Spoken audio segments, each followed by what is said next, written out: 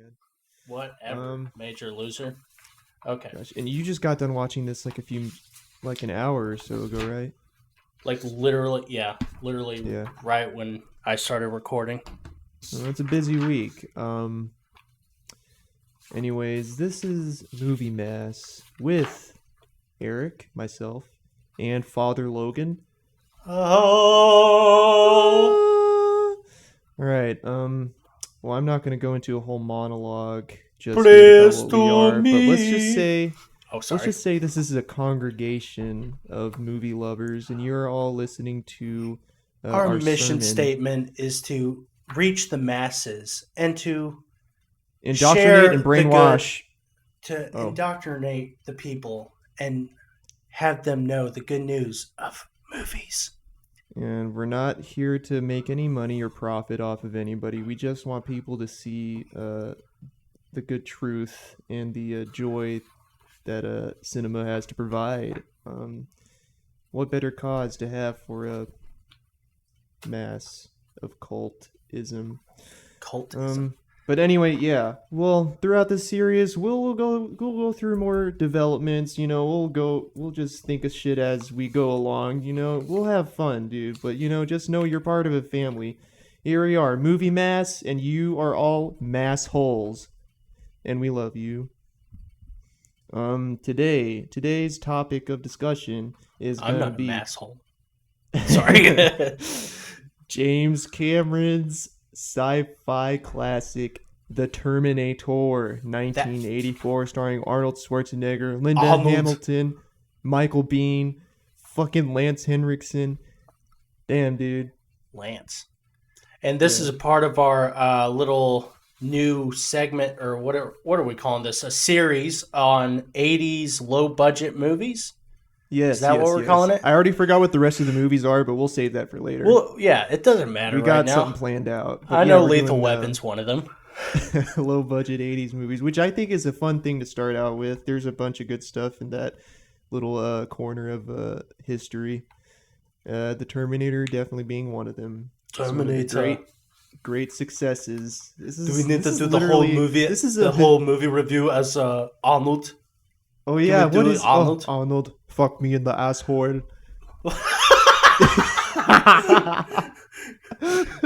Come here, right here. Fuck me. Oh man, that's so fucked up. Okay, I'm sorry. Continue. Yeah, dude, the Terminator's awesome. God, what would we do without the Terminator? It's literally a cultural or a historical landmark, and I think civilization would be different without it. Honestly, this gave birth to like one of the most iconic things in the entire world. How many movies are in this franchise right now? Like fucking 6. They just don't stop.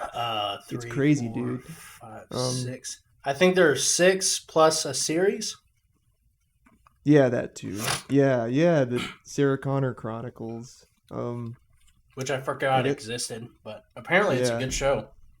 Whatever. I don't care about it. I don't. I honestly, I don't care about the series I don't care about the series after T2. Okay, yeah, that's fair. After T2, it all can suck a bag of dicks. Do you have any like significant history with the Terminator, like the very first one at all, or just the franchise in general? First one, not really. Honestly, T2 was the only movie I knew about for the longest time, and then, I mean, obviously, I knew that there was a first one, but I had always thought that it wasn't good because I had never heard anything about it. So I grew up loving. Yeah, that is a thing, right? Yeah, T2, and then go to T2. And I've only seen the first Terminator once before today, and now I've seen it twice. Well, and so yeah, I know a lot of people respond way more to Terminator 2 because it's a much bigger movie. It's like 10 times the original one, but it's also a kick-ass. I am fucking action movie. Partial. So. Yeah, it is. It's one of the best out there, but I am always going to be partial to the first Terminator because It is not only a thrilling sci-fi action adventure, but it is also a slasher film, which is my bread and butter, dude. I love those slasher I movies. Give me all of them. Yeah, killing one by one in extended sequences of horror. That's what this movie do. does. James Cameron really pulled it off with this. Just so funny to think about because of what the Terminator became eventually. Like every sequel is trying to do Terminator 2 again. None of them try to do the Terminator 1 because it's just, I don't know. I think it's a product of its time for sure. It's 80s as shit and it's one of a kind. But I do have my thoughts yeah. on why it's kind of forgotten. Mm-hmm. But I will do that for whenever we talk about the movie.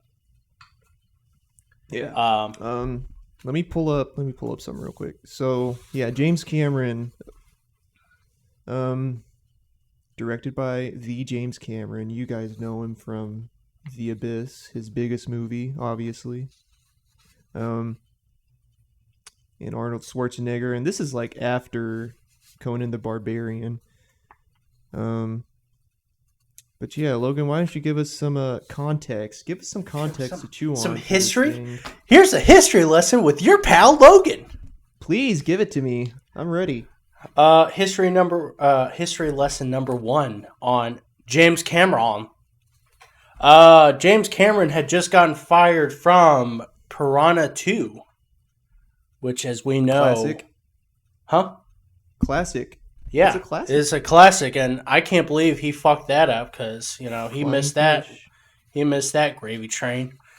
Um, let's see. So James Cameron got the idea for Terminator from a nightmare he had.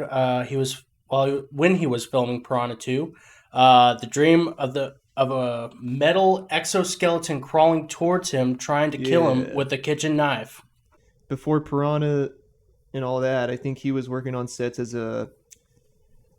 mainly in the art department. I know he did some matte painting I think he backgrounds was a for John graphic Carpenter's Escape designer. from New York, and he was very, very talented. And I think even on set, people knew that he was going to do something pretty big someday, and he definitely did. Yeah.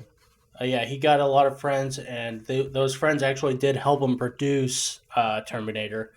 Uh, Cameron wanted to have the protagonist a woman because he was inspired by Ripley from Alien, which is kind of interesting. Yeah. We'll actually discuss Aliens in a second, but yeah, he went on to direct Aliens. Sweet. At the time, James Cameron was a nobody in Hollywood, and it was in fact broke when he was trying to get the Terminator made. His car was repossessed, and he was living off coupons that his mother sent him, and the coupons were like buy one get one free Big Macs. So he'd eat one Big Mac, and then he That's would save literally the the dream. Big Mac for the next day, which is actually pretty disgusting because Big Macs are good That's for the word. about He's 2 pretty in shape seconds. for a guy his age. Like I don't know, maybe he's got some good genetics, but like he goes like deep sea diving and shit now, and I feel like you have to be in pretty good. He must have really I feel like he's the Tom Cruise of done before. directors. Yeah, Like he just wants to do crazy he's shit. he's definitely an enigma, and Yeah, he's kind of an asshole from what I've heard, but I've heard very he's difficult to work talented, with, no doubt. but who isn't? Um, let's see. The T-800 was supposed to be an everyman, someone you didn't know who was someone who was coming, and you couldn't really what. If you see someone like Arnold Schwarzenegger walk into a room, you're gonna be asking questions. That's so funny Oh because Arnold yeah, Schwarzenegger is like almost an inhuman person. yeah.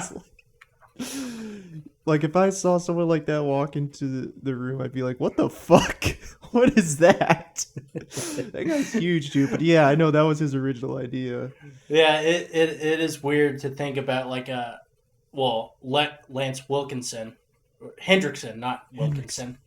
Well, yeah, Hendrickson. He's so different than Arnold was, Yeah. and it like hearing what James Cameron was saying about Hendrickson or how he wanted the Terminator to originally be like, it was pretty cool sounding. But I'm also okay with the Terminator we got. But Yeah, I feel like with Lance Henriksen in the Terminator role, it would have felt like more like a horror movie.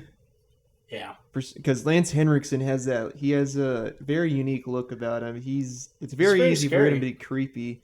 But with Arnold Schwarzenegger, I think it took a clearer turn towards like an action flick because Arnold's an action star.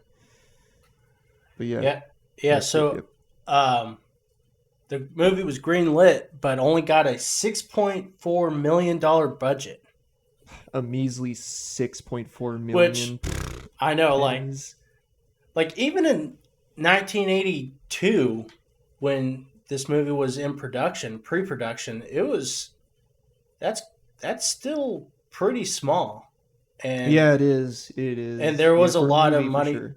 and they also had to put money in for what is it, marketing, and Mm-hmm. I'm sure a lot of that money was going to Arnold anyways, but yeah, Yeah. so it's pretty measly. OJ was originally considered, which I feel like in today, if he was uh, OJ Simpson, he would have been considered a little That would have been too so good for the weird. role. That would have been really weird. I'm That glad that movie didn't would have happen. just, I think it would have gotten like this weird cult following, like the OJ Simpson who knew he was a murderer and also Yep. just wanted, like, just loved the movie more for it.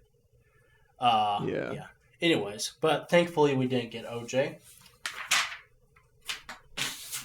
Yeah, I'm really glad this movie happened the way it happened. I wouldn't have it any other way.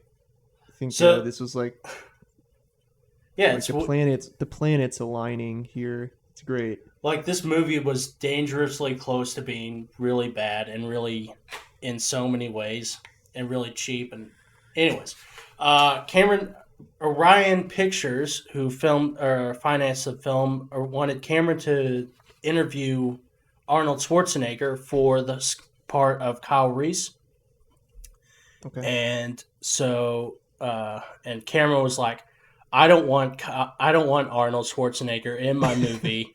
It's a serious movie, and Arnold is just a dumb Austrian. Yeah. Dumb Austrian. So he tells his roommate at the time, he goes, "Hey, I'm gonna have lunch with Arnold Schwarzenegger, but I'm gonna try to pick a fight with him," which is so stupid because he wanted Arnold to not do the movie, so he was gonna pick a fight with him. So Arnold was like, "I can't do a movie with this asshole or anything," Oh my god. and so Arnold had read the script and he was like, "I don't want to play Kyle Reese. I want to play the Terminator because the Terminator sounds really cool." Yeah. And so Arnold goes into the meeting and he tells Cameron, like, he's like, I want to play the Terminator like this, and I think the Terminator should be more robotic and do all this stuff and be very menacing if he looked like me. And he sounded like me. Okay, no, that doesn't sound good. Yeah. But That's pretty good. That's pretty good, Arnold. I try very. That's very good. But yeah, so he actually changed Cameron's mind, which is a very awkward conversation for Cameron to give Lance Hendrickson, because originally Lance, he had been going around dressing as Arnold, or not Arnold, as the Terminator, and he had been basically given the part, and now it's all Yeah. taken away for Arnold. Anyways, so they reworked the script, and but Arnold had a scheduling conflict with Conan the Destroyer, so Cameron had to push the production back of Terminator to 1984, so that way he could shoot Conan and Terminator. Oh, let's see. Arnold tried to avoid the cast as much as he could in order to have their reactions look as real as possible, which I think actually does Yeah. show in the movie. Yeah, and Arnold really gave himself into the role. I mean, he said He said he trained himself how to load the guns without looking to have more of a machine-like feeling to it. That shit was so cool when he like. It, I mean, he still blinks a little bit when he like fires the guns, but you can definitely tell that he had some practice. It's awesome. yeah, and like Cameron gave or Cameron threw mild acid at Arnold to give that smoky like look whenever he's on fire or Mild after acid. he's I on. like that. Yeah, they stressed that a lot in a lot of the interviews. They were like, "It's a mild acid," and It's a Arnold later mild was like, acid. "He was like, my eyes they kind of are irritated right now." But I was like, "No, no, no, that you don't Not say full on like after acid, just getting mild. mild acid thrown at your body." But I should get myself some mild acid, dude. I've yeah. done some So, mild acid actually. Yeah, it's not too bad. anyways, but Orion Pictures had no faith in the movie. Like Fools. they didn't give any marketing to this movie at all. They basically just kind of were just gonna throw it out there and hope that it made a little money. But Arnold kind of pushed for the movie to for Orion to give a little bit more of a budget and say, hey, this is gonna work out. Yeah. And so yeah, it's and so they really only gave it like $2 extra million, but or he very little money in the marketing, but it actually did make money, as we'll soon talk about. But yeah, and Cameron's career actually hinged on the success of the Terminator movie. He was approached by some executives at another studio about making an Alien sequel. Uh, Sweet. and they said that when they read the script, they thought he was going to be perfect for directing that movie.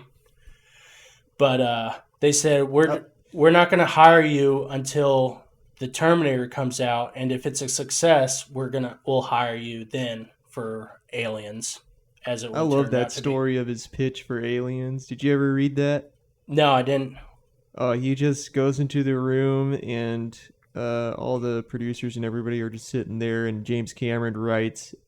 First, he writes Alien on a board, and then he puts an S at the end, and then he puts a line through the S to make Alien $sign.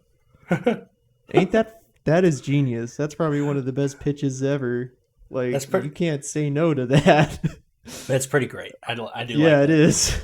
He's a very confident dude. I appreciate that in him. But yeah, yeah. So he really was hinging on it because I mean he had been fired off Piranhas.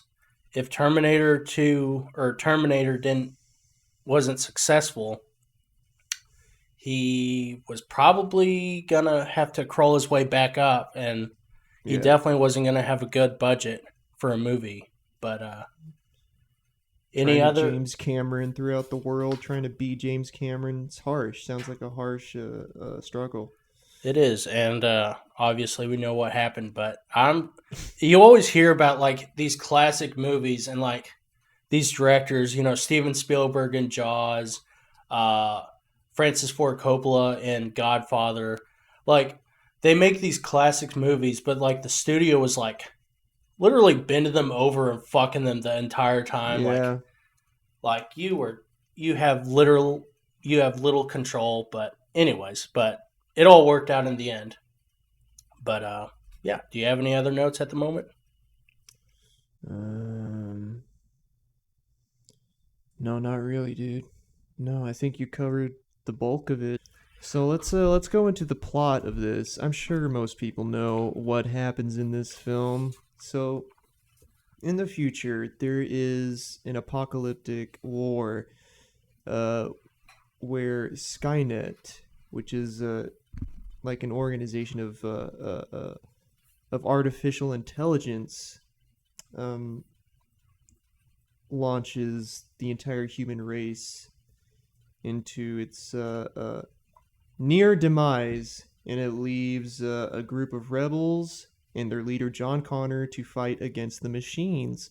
John Connor comes up with the plan to send Kyle Reese back in time to find John's mother, Sarah Connor, in 1984, so he can save her from the threat of the T-800, who was sent back in time to kill her. So yeah, this is set in Los Angeles, 1984. We get a nice little prologue set in the future. And it doesn't look that good. There's bones, there's dirt, there's tanks and shit, there's explosions and fire, there's people dying. Yeah. I actually love this opening so much. I think it does a lot to set up for what's to follow. It's really cool to think about this what's basically just a chase movie with this context of like a great fucking war happening in the next few years. What do you think about that, Logan? What do you think about the opening prologue? What do you think about that text scrolling? I missed it, and I thought, man, I should definitely rewind it. But then I thought, Eric's not going to ask me about it. I did. Yeah, it's great. Right. I do like the opening segment though.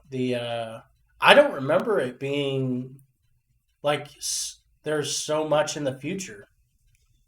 Yeah, they did a good job of pulling that shit off. Like, just all the garbage and filth of everything. It looks dreadful.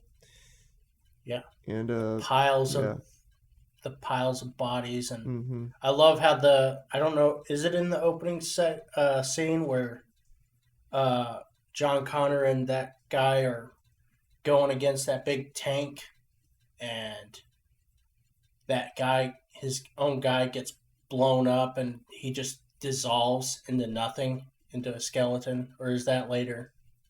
I think it might be. I think later. In the opening it's just like I think it's a tank rolling over shit and stuff like that. Yeah. And then the scroll comes up because I don't think you see Kyle Reese or anybody in the opening. But yeah, but we jump backward actually to 1984. You get look at that. You get the old classic naked men appearing in alleys and stuff. You know that whole part of the Terminator. All new butt. Dude, he hangs dong in here too. It's in the shadows, but you can see it. Yeah, Kyle Reese is sent back. So yeah, they arrive in Los Angeles, and you don't really know what they're up to, but you know they're up to no good, or at least that's what you assume. I imagine for an audience back then, you would have no clue what either one's up to, or like if they're there to do bad, if they're there to do good. I really wish I had that mystery in my conscience when I was first watching it, but even then, I still like seeing that scene of them appearing, and Kyle Reese stealing clothes from a homeless guy and getting some nice kicks from the store, running from the cops, and then Arnold fucking killing those punks and taking his jacket and stuff. I think it's a really good setup for the movie. Yeah, it's really weird because, like, I remember the first time I watched it, I thought, okay, Michael Biehn. Yeah. He's typically a bad guy in his later stuff in the 90s. Also very sexy. Just want to throw that out there.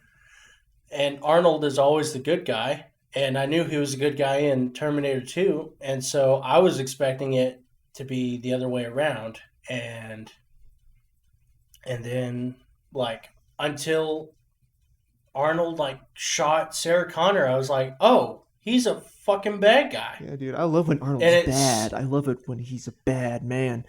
He's a... And I don't know if, like, in the trailers, if he was broadcast as... I guess he was considered, or he was shown as the bad guy, probably. But I still think it would have been shocking for audiences to be like Arnold Schwarzenegger, you know, Conan, Commando. Mm-hmm. He's always a good guy. He's great. He's not a bad guy. He doesn't kill good people. I think Anyways, you'd realize but yeah, something was off when he just like kind of just stares around and looks around where he's standing.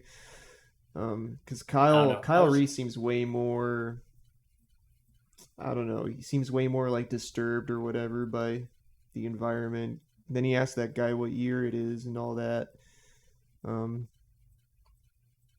awesome setup. Awesome setup. What do you think of like yeah. the nighttime Los Angeles like atmosphere? That's another thing that I love about this movie is just it's smoky, it's hazy, it's ultra 80s, especially when you get to those punks that are around that thing over there.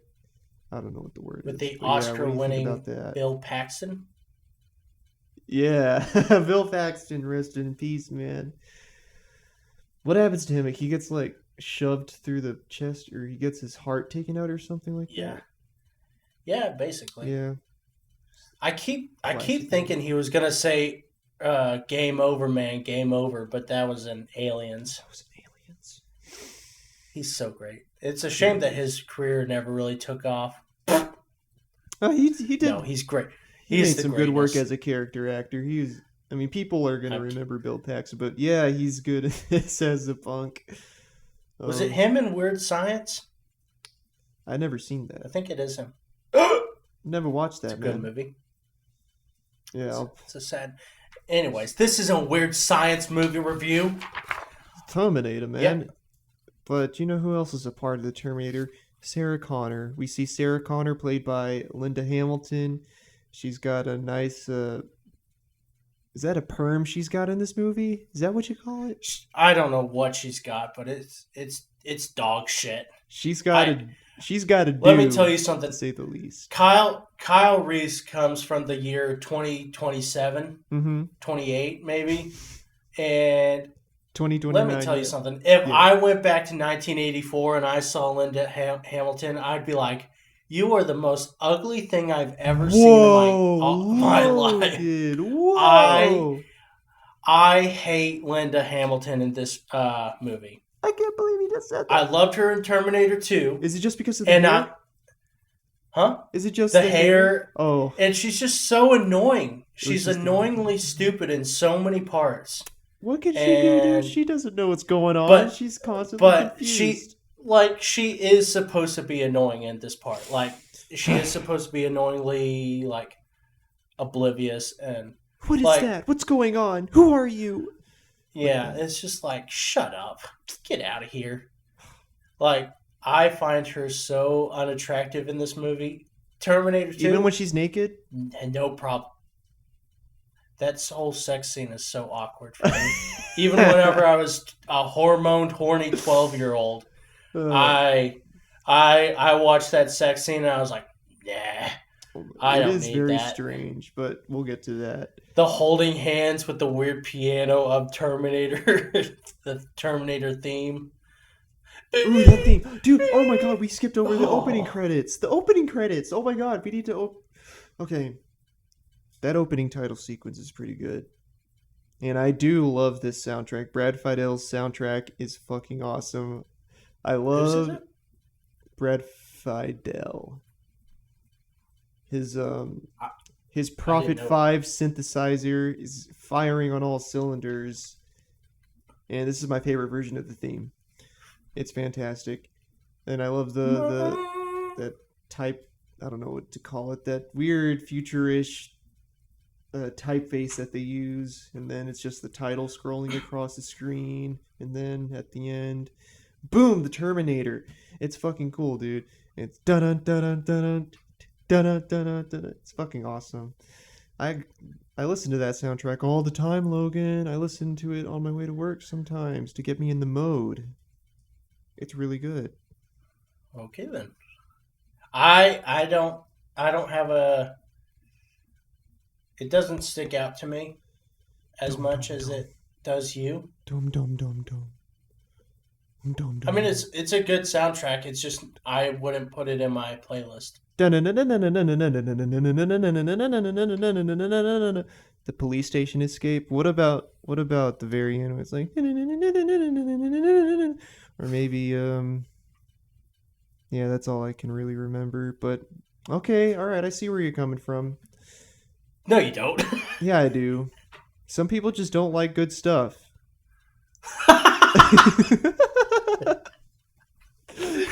Some people just have shit opinions. I'm kidding. Yeah. How dare you criticize me? Oh shit. So we see Sarah Connor has a shit job as a waitress. She has a friend Ginger who's gonna fuck her boyfriend or something.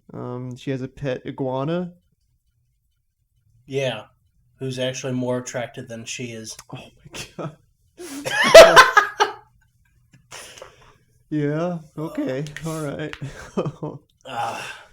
But it's a good like Cinderella-ish kind of setup for her character. She's just kind of trying to pay rent. Like she definitely seems like just a normal next door girl type character.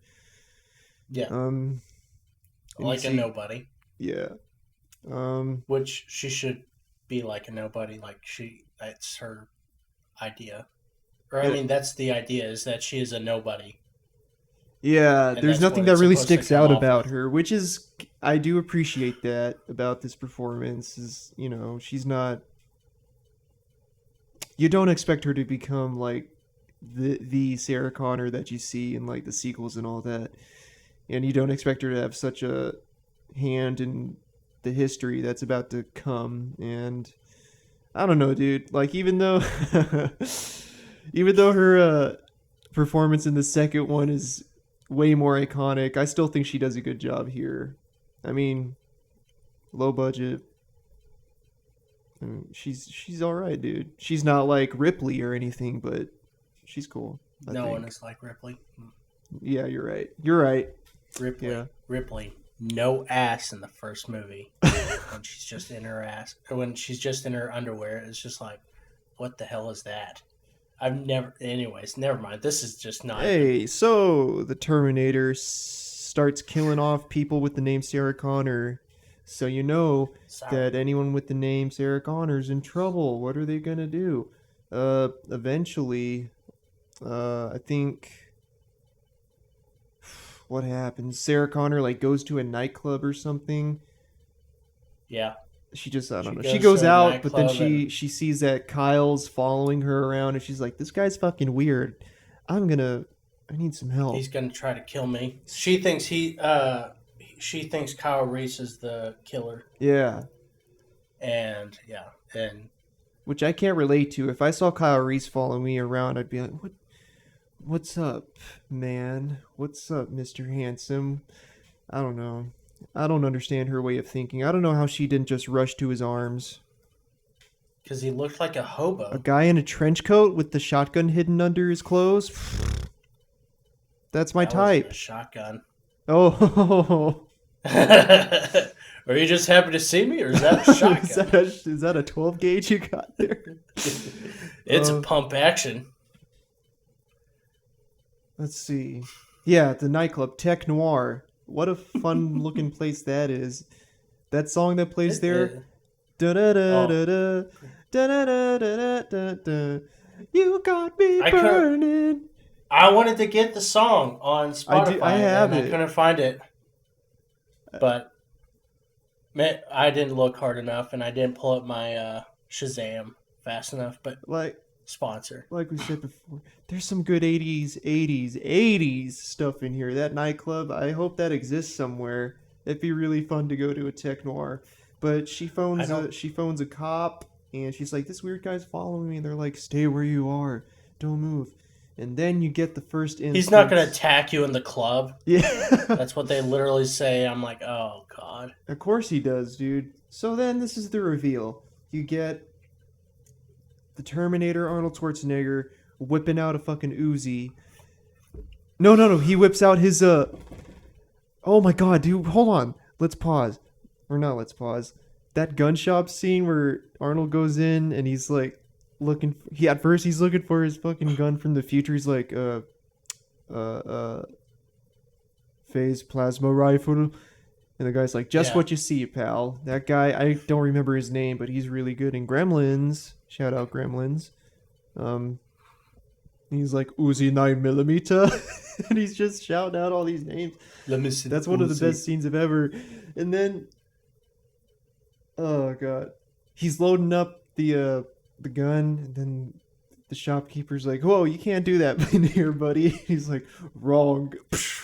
He's shooting off one-liners so well in this movie. It's so funny that it's very 80s it's very 80s sounding. So, yeah, he gets these guns and he's walking around with an Uzi, pulls it out at this nightclub. You won't believe it.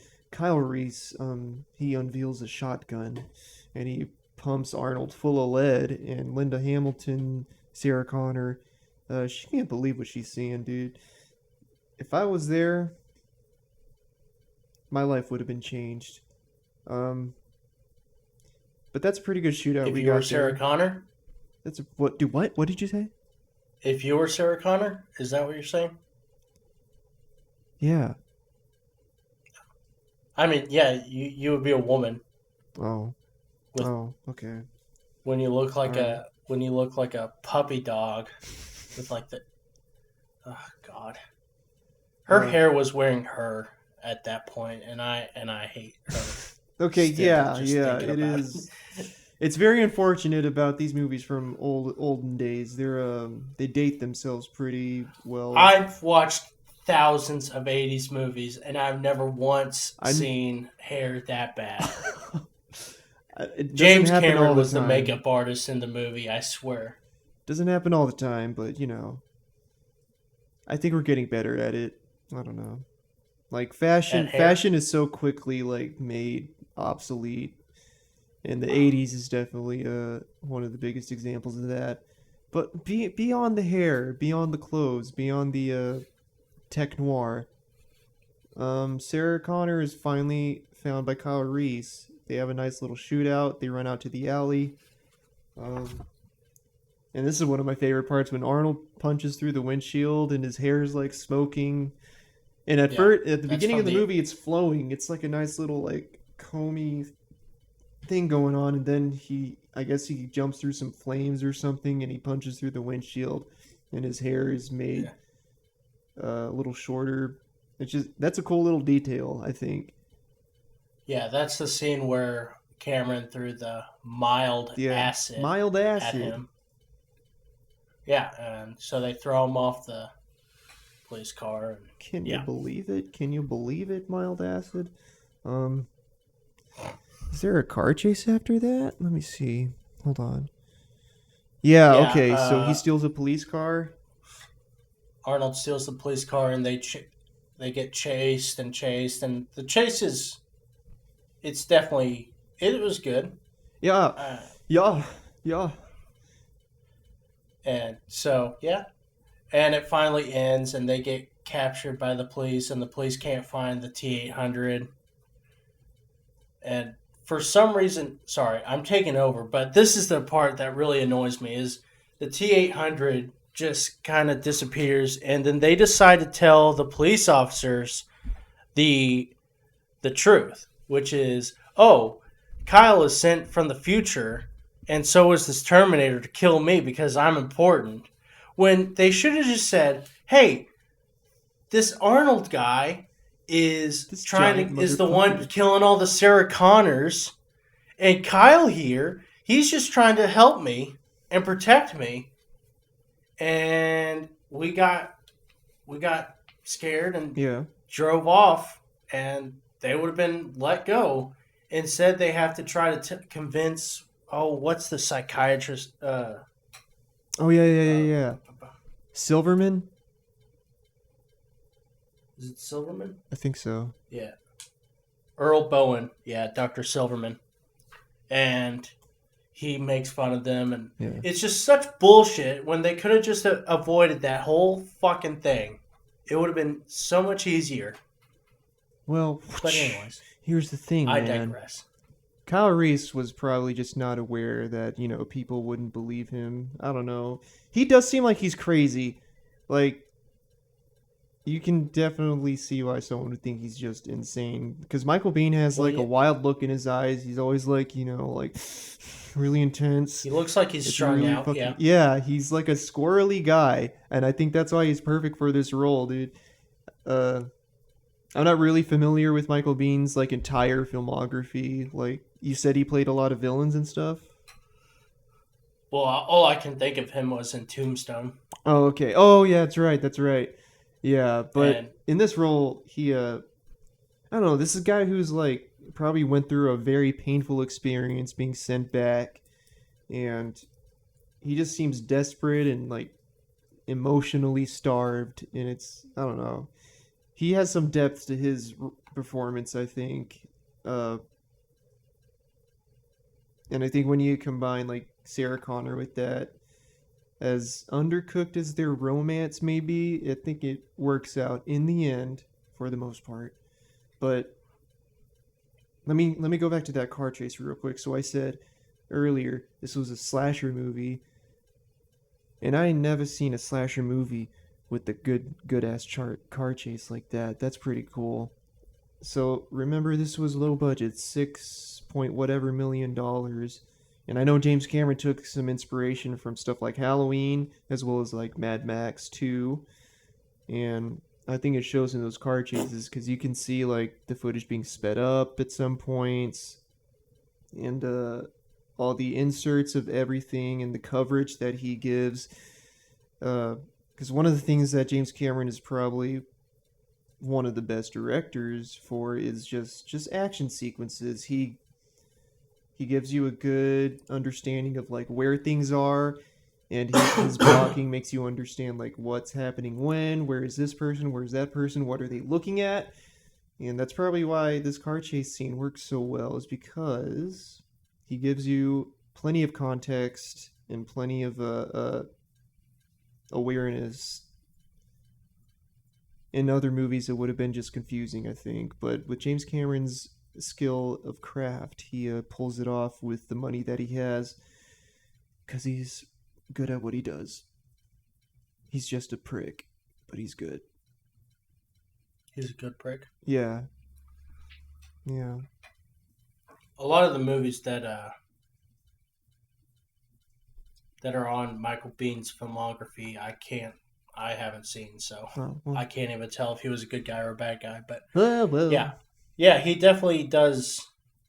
Yeah, what you're saying, and yeah, I definitely did get some Michael Myers. Yeah, he's a from slasher. Halloween. He's a straight up slasher, one by one. But instead of a knife or a machete, he's just boom, boom, boom, boom. He's like almost a caricature of those guys, of like Jason Voorhees and Michael Myers. Because he's like silent and motionless. This is a great idea. This is a great idea you had, James Cameron.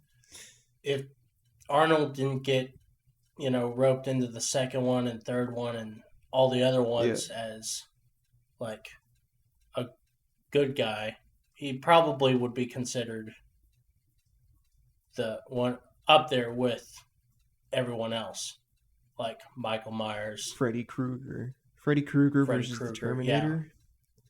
Which I do like. Arnold Schwarzenegger was a really good bad guy. Yeah. Even though he's had to be a robot and do nothing. Arnold Schwarzenegger's a good performer. I think that's the word I would go with instead of actor. I don't know. It's just lowercase p on the performer. Just because he does his thing, right? He does his Arnold Schwarzenegger thing, but it really he's got a lot of charisma. Yeah, and it depends on the movie he's in and like who he's working with. Yeah, because he hasn't done anything I like straight up hate.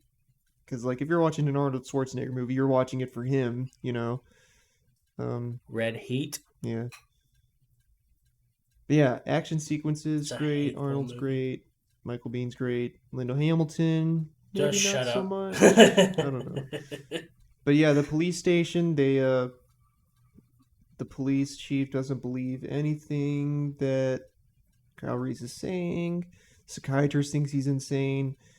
Sarah Connor's kind of caught between, like, she doesn't know whether to believe him or not. And before that, they were in the parking lot, and Kyle Reese was explaining that she's going to be the mother of, like, this freedom fighter in the near future. And I think she does a good job of, like, I don't know if she's quite convinced in that scene. It looks like she is for the moment, but whenever you get to the police station and they're like, oh yeah, Kyle, this guy's fucking insane, dude. He's fucking crazy. Don't believe anything he says. It still feels like she has a little inkling of, like, belief in there that he was totally right. So, I'm just giving some credit to her performance, just a little bit. I think she played that part pretty good. Just that skepticism that she carries. She definitely did do that well, and then you skip over to the under the bridge part, and she totally, I think, kind of fucks it up, where she's just like, how am I supposed to be the Savior's son or mother? I don't want to do that. I didn't sign up for this. We'll get to that. Good Lord. We'll get to that. I know it's 80s cheese, but God, just give a little bit of effort. James Cameron gets away with that sometimes, just that cheesy stuff, because all his movies have shit like that in there. Dialogue and writing's not a strong suit, but I think he makes up for it with his exciting sequences. He makes things really, really exciting. And yeah. One of the most exciting things about this movie in the police station is that shootout. So the police station shootout, probably one of the best scenes ever, in my opinion. That thing's so exciting. I'll be back. Car comes through the windows, and he just I'll be back. Gets out the shotgun and then the assault rifle and goes ham on everybody. Sarah Connor's scared. Kyle Reese comes to save her. They run out of there. I love that. I love that entire sequence. But I don't know how it feels for you. To me, it's always exciting. I love the staging of it. And I love when the lights in the police station go off whenever Arnold electrocutes that fucking console. It's pretty cool, dude. What do you think about that, man? It's pretty great. I'm trying to think of it through the lens of the time it was made in. Yeah. I think it's very impressive for when it was made. Yeah. Yeah. Yeah, like when it was made, I'm just thinking like how mind blown people were just by how his movements, how he was just mowing everyone down. Yeah, it's honestly one of the best moments for his performance. He's very calculated and controlled throughout the whole thing. Just the way he turns his head and loads his weapons. It's pretty fucking cool. It's very interesting to see him when he opens that box and then rips the power line and then shocks the jukebox to make it shut the entire place down. He does have a little bit of a human look to it. Yeah, which kind of weirds me out, but other than that, it is probably one of his better acting, which isn't saying kind of sounds like a dig a little bit, but it's not. It is really hard to do all that, and he definitely feels scary in that scene to me. He definitely feels intimidating and all that. You can feel the need to get away as fast as you can whenever he's just mowing everybody down in that station. Because everybody gets killed in that scene. The Chief, Lance Henriksen, every guy that hops into the hallway with the gun, Arnold just freaking shoots him down in seconds. Lance dies. Lance Henriksen. Yeah. His character. Which is sad. He's pretty good for a robot. It's almost like he was born to play it. Yeah, you're right.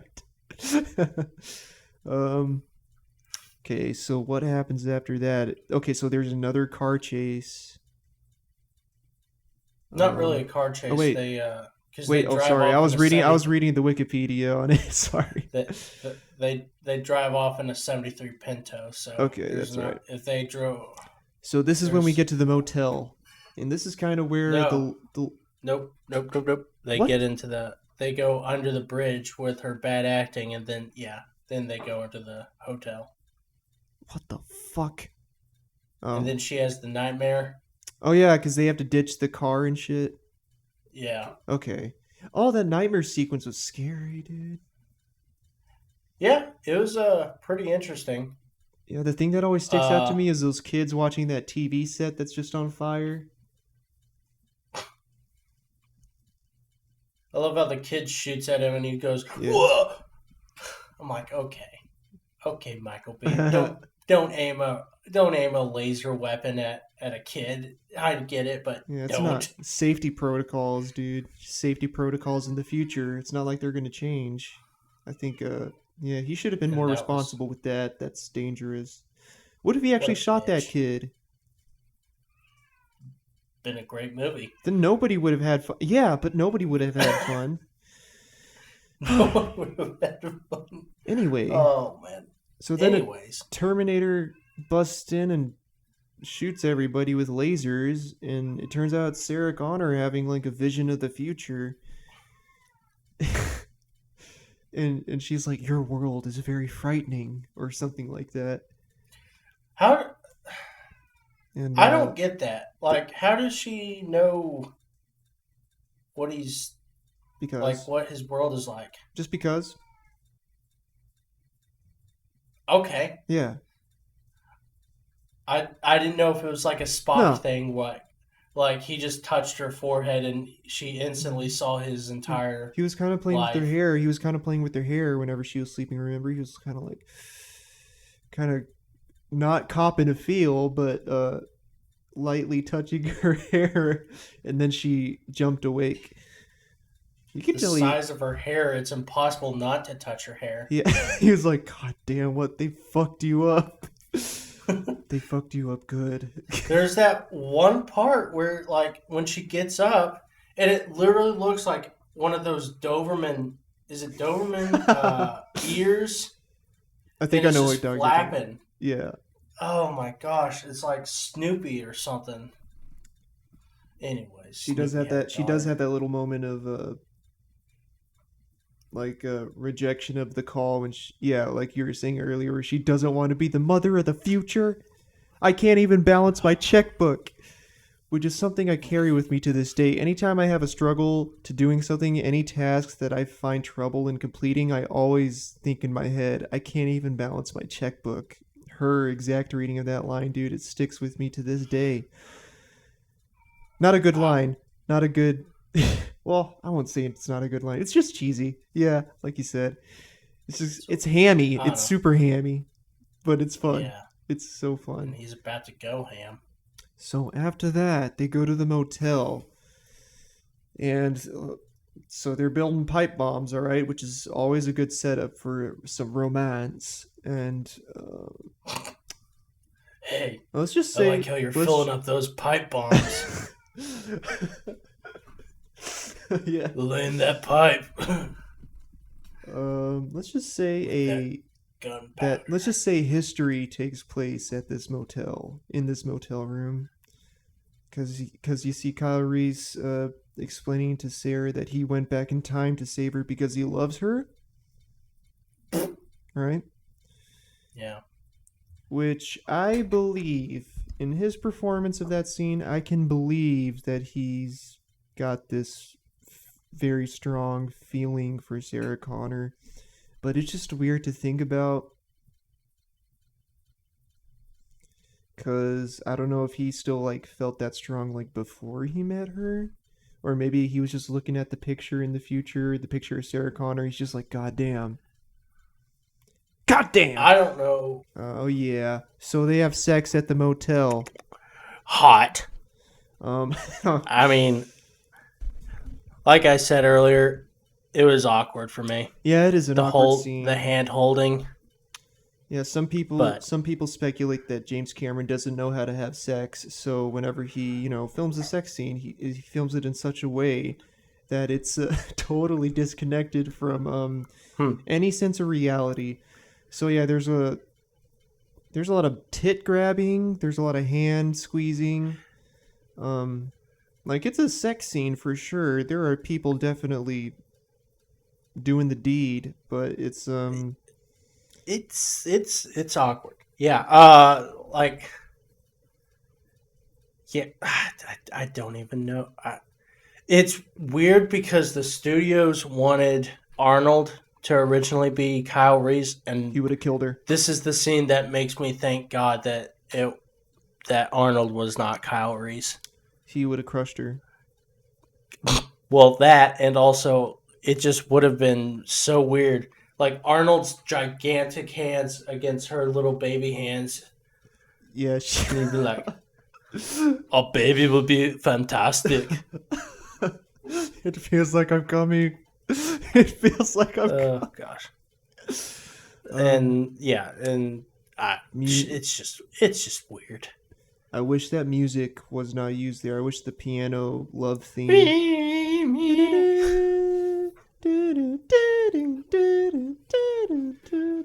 It's, And I wish it was used for not sex, but it was, and I guess we can't do anything about that. But yeah, this is a turning point in history in this motel room.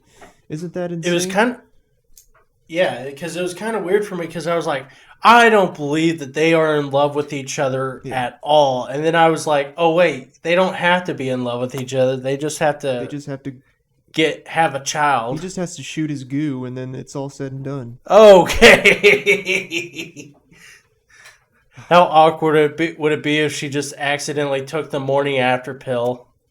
Like, That oh shit, would have I forgot. I'm not really supposed to do that. messed things up. Yeah, just out of habit. Like she's a sexually active person in the 80s, and she's like, "Oh well, time for my morning." Which is hard to routine." believe judging that hair. But the Terminator comes soon enough. Not in that way, but he arrives. Yeah, because she's a dumbass and she goes, "Oh, I'm gonna tell my mom exactly where I'm at." Oh my god, what a mess up, dude! What a Did fucking Kyle Reese idiot! not know that the Terminator could like imitate people's voices, or was that some kind of? I don't know why. I don't know why she thinks that she can try. I don't. Well, if I was in her place, I wouldn't have assumed that the Terminator had like this ability to copy anyone's voice, so then he can go to my mother's house, kill her, and then pretend to be her while I'm calling my mom. But yeah, I guess in the Trust first no one, place dude. for her to call her mom and tell her where she's at would be a little bit of a mistake, because you can't trust your mother all the time. You kidding me? And I'm pretty sure Kyle was like, "Hey, don't talk to anyone." Yeah, should have listened. So She deserved to die. So, but she didn't die. Terminator does arrive, like we said, and he sees that they've already escaped in a. What do they have this time? A pickup truck? Yeah. And T-800 has a new red motorcycle, and we have then another car chase, but this time with pipe bombs. That stuff's pretty cool, dude. Like Kyle Reese throwing those bombs and trying to blow up the Terminator while he's following behind. I can't imagine how tough that must have been to coordinate, especially for a production with this size, which probably wasn't very big. But that whole chase scene is pretty good, I think. Yeah. Yeah. And of course, then The- he does it again, but even bigger in Terminator 2. But for this movie, for the original Terminator, I think it's an awesome scene. It's a good scene. We get to the. I think, where are they at that point? Yeah, so the Terminator's knocked off eventually. And the truck comes over and, like, runs over Arnold and scrapes him up pretty good, scrapes part of his face off, revealing the cybernetic organism's eye underneath the red glowing dot, which is an awesome look. He looks so. Ugh, he looks disgusting, like right before he gets his skin burnt off and he's just ripped up. So gross. Well, yeah, his that's a cool thing about it that they added was the skin like is decaying Mm-hmm. because it's not getting blood and stuff, or real like fresh blood. Yeah, because he's And like so pale and throughout the movie he's like decaying, and people say, "Oh my gosh, you smell horrible. oh Like, is there a dead cat near you or something?" my god. And yeah, and so he looks so white, and it kind of serves the movie in a good way because the prosthetic, Mm-hmm. the puppet face, it doesn't look quite right, It's but off-putting. it kind of, yeah, Yeah. it looks. But hearing, oh, his body is deteriorating makes it kind of not horrible to think of, I guess. Makes it kind of seem like it was on purpose, I guess I should say. But yeah. Sorry, hold on. Oh, that's fine. Focus What's is the out. problem? Focus just went out crazy. Okay, got it. I got it. Okay. Yeah, man. Oh, we didn't go over that one scene where he performs surgery on himself, but I mean, I don't know. That robot, that animatronic head looked really fake, but it was still kind of It's cool. it's definitely aged, but Yeah. at the time it looked real-ish. I Yeah. think when I was a kid, when I saw it the first time, I thought it was pretty real. I mean, Stan But Winston, of course, he went on to do so many great things after this. He shows off some of his skills pretty good in this movie. Uh, I love his designs, and I love everything about how the Terminator looks. I like the leather jacket. I like the boots. I like the guns. I like the motorcycle, dude. It's classic. It's awesome. Um, yeah, he gets run over by that truck.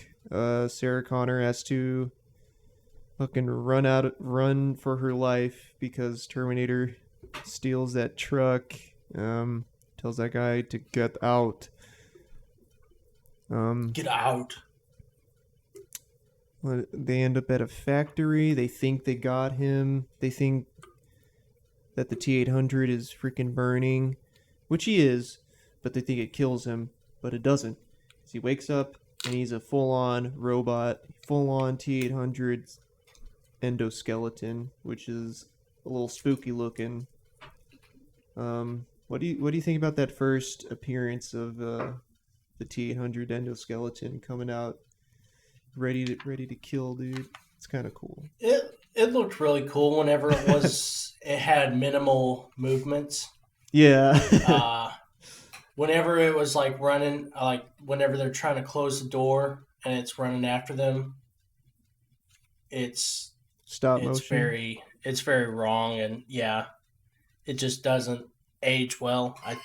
Which a lot of the Yeah. things in this movie don't age well, Yeah, prosthetic wise. I know that But yeah, stop motion looks choppy, but whenever he is coming at them through the door, I think he's coming so quick. Like every time I yeah, feel like, oh shit, close that fucking door. And then they do. The animatronics themselves, when they're actually using like a practical, just let's see, I think they built like a torso. They didn't build a whole body, obviously, but they built like a torso and a leg, I think, because he's like limping around too, which might have helped them, cover up the fact that they didn't have a total body to work with. But they do what I they mean, can with this, and they pull it off pretty well. for Like $6 the eyes, million, too. they it looks pretty great. Yeah. So The factory setting's pretty cool too, I think, because now you're surrounded by just technology and automation and all this crazy stuff, and the way it distracts the Terminator is it makes the whole chase even more exhilarating. Um, and still scary. I still think he's scary in the finale. It definitely keeps that horror element present throughout. Um, gosh. Um, Kyle Reese dies, dude. He dies. He was there so for like sad. he was there for like 1.5 days or something. Um, oh shit! So Kyle Reese sticks that pipe bomb in the Terminator and he blows himself up along with the T-800. Sarah Connor thinks the T-800's dead again, but he's not because his top half is still alive. So they go a-chasing throughout the factory line. And then finally they get to the end. Sarah Connor, you're terminated, fucker, and crushes him in a hydraulic press, and that is the end of the T-800 for this moment in time. That sequence is pretty thrilling. The arm. Yeah, that arm is so... Ugh. I hate that. I hate that fucking grab. It sucks. I would hate to be for Skynet. Yeah, and this... Yeah, that whole sequence, like... It could have been... like just overdone, like, oh my gosh, how many times do they have to kill this fucking thing? But like that last time, it kind of does pay off. Like she finally is able to kill it, and it's cool. Yeah, it's like a breath of fresh air. It's like, oh, finally, she did it. Finally. Another fun fact is the smoke surrounding the Terminator is actually cigarette smoke. One of the camera guys was just like blowing into the presser because they didn't have a budget for real smoke. I like that. You got to do what you got to do. I like that. Yeah. So yeah. End of the movie. I guess police come clean up the scene. You get a little prologue with Sarah Connor pulling up to a gas station. Is it actually in Mexico or just somewhere on the border? I don't know. Yeah, I think it is. Yeah, this kid makes her buy a Polaroid from him that he took of her, and it's the same picture from the future that Kyle Reese had. And she's got a gun, she's armed, she's recording tapes for John Connor whenever he's eventually born. That'll explain to him what is going on. And she is a step closer to her version in Terminator 2, which I think works because this is like her little transition at the end where she's it looks like she's gotten tougher. It looks like she's has a new outlook on the world, obviously, knowing that it's coming to an end sometime. And she drives off into the storm, actually. Not a sunset, but a storm. Which makes good sense. And the Terminator theme song closes us out to the end credits. Da da da da da da da da da da da. Yeah. Dun dun dun dun dun dun dun. Yeah, she's a badass now. She kills one Terminator, and she's just a complete badass now. I feel pretty good that I killed one. I'm hardened now. Yeah. I killed Arnold Schwarzenegger. She she deserves it, man. It seemed like it was real tough to kill one of those guys. So, yeah. I think she earned it. So the movie's a success, dude. Maybe not like a giant... Well, I don't know. How much did it make? It made... So it was released on October 26, 1984, my birthday, and it made $78 million. Wow, that's a fuck ton. Bless you. I'm dead. Bless you. I died from the acid. Hey. The mild acid. Take it easy on that acid. But yeah. So yeah, that ends the movie. Made shit ton of money. Sequels and yeah. In careers, James Cameron gets a career. Arnold Schwarzenegger gets a career. Michael Biehn gets a little career. Linda Hamilton, not so much. I mean, besides what she does. I wonder why. Oh man, yeah. Maybe she just didn't have that little factor that makes other actresses like jump off and become like, I don't know. Maybe she just wasn't as into the whole... Arnold? Huh? Was Arnold at that time? Like, was he I think that big of a name? I know he did Conan the Destroyer, which was pretty big. I think But it was still like forming for him, kind of. yeah, I know that the Predator came out in '86. like the theatrical release poster has Schwarzenegger on the the Yeah, top of it, so I guess he was established. But after this, it gave him even more status because this pretty much has like all his biggest lines in the movie that are used time I'll and be time again back. throughout. Yeah. Yeah. Hasta la vista, baby. Hey, that's the second one, man. Yeah, well, yeah. Come on. Still. I can't wait till we do the second one someday. Let me tell you something. I will cry like a little baby whenever that comes out. We could do like great I love sequels. the second one. We can do great sequels or something. Yeah, sequels that were better than the original. I know that to you, the sequel is not as good as the original. I don't know. I know that T2 technically is a better movie than the original, but technically, I'm bound to this. I don't know how you can say it's technically better than the original and then say it's not. Well, just because it looks better and it does things better. Oh, okay, that's what you mean. Okay, yeah. Like the feelings it gives me may not be as strong as the first one. I don't know. There's just different things that I enjoy about each of them, but T2 is amazing, like no doubt about that. But without Terminator 1, there would be no T2. I don't know. T2. And that is where the franchise ends. Is at Terminator 2. There is no more after that. Nope. No. Anyone who says that there is needs to eat a bag of dicks. Yeah, dude. What do you think about the movie? Like, in today's standards, like, what do you think it's set up? I don't know. It's weird because, like, with this very first one, I don't know if movies after it like started to imitate it or anything. Because I don't know. Like I said before, this is kind of a one of its kind movie. This is a slasher, sci-fi, noirish action flick, and I haven't really seen anything like it. It's like a special little movie for me. I don't think a lot of influence really came until after Terminator 2 because that really advanced a lot of special effects and all that stuff.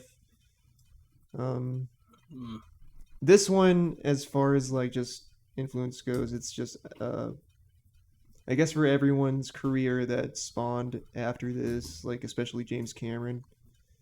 And someone's calling me. You're not on airplane mode? No, should I be? I do it, but it's okay. I ain't your master. Shit, where was I? I don't know. But I will say that, like, obviously it spawned the career of James Cameron, and James Cameron, obviously, I mean, doing Titanic. Yeah. Biggest box office movie of all time until it got dethroned by Avatar, which was another James Cameron movie. And, if Terminator didn't do well or as good, even, I mean, he doesn't get Aliens. Yeah, a lot of stuff and doesn't Aliens happen if this isn't successful. It's yeah, very much like the movie itself, dude. If things don't happen, things will go wrong. Well, yeah, and he really like did a lot for. I mean, him and George Lucas really did a lot for practical effects in the movie industry and pushed CGI too. Design. CGI. Yeah, sure. CGI. Yeah, in the industry, and so, I mean, Titanic was made in 1997, and it looks like it was made yesterday. I mean, and like Terminator 2 even holds up today. Terminator 2 in 4K was awesome. That's one of the only... Yeah. I love Terminator 2 in 4K. Yeah. We got to stop talking about Terminator 2. Yeah. But yeah, I mean, if yeah, so it really, this movie is really important. I mean, it could be considered one of the top 20 most important movies of all time when you really think about what it spawned, what caused or what happened because of it. Yeah. So yeah, it's a lot to think about. And yeah, personally, it's definitely in my top 10 for sure. Because I don't know, anytime I'm writing a script or anything, I think about the Terminator at least once or twice. Anytime, even if it has nothing to do with like anything that's in the story. It can be totally just unrelated tone wise, but I'll still think of like something from the Terminator and be like, why did this work in the Terminator? Can I do something like that? Yeah, it's awesome. It's really so for me, I'm gonna say that this movie, it kind, even though I respect it, you know how you say that you respect The Godfather for what it did and all that stuff, even though you're not really a big fan of it. I love part 2 way more. Which I think is a complete sin to not like Godfather. Anyways, I like it. I don't love it as much as part 2. Oh man, that movie is great. That's the Terminator for me. I respect it for what it did, but I think it just is aged not so gracefully. Linda Hamilton doesn't carry the movie for me, even though she carries Terminator 2, and even this last one, Dark Fate, she carries it pretty well. I haven't watched that. I just watched it. The movie's shit, but she was good on it. There's our review for that one. You get 2 for the price of 1. All right, good. You're welcome. But yeah, she did. I mean, I just think, prosthetics, even though it was the 80s and they had $6.4 million in a budget, it just doesn't hold up, and I don't think I would ever watch it again, like, unless someone else wanted to. All right. Understandable. It's understandable. Yeah. But like this movie, like you talk about it, like it was dangerously close to being a shit show. It's it's a miracle. One of those happened. It's a miracle that it works as well as it does. Because there's one of those definitely flaws with it, but for me, there's so much good stuff I like about it that it just blows everything out of the water. Could have been like They Live or something. Yeah. Or what is that other one where that guy goes, "Oh my god!" Yeah. Oh shit. Anyways. Okay. Any final thoughts? Well, as far as ratings go, I give this a 9 out of 10. Wow. It's a 9 out of 10 for me. I love it that much.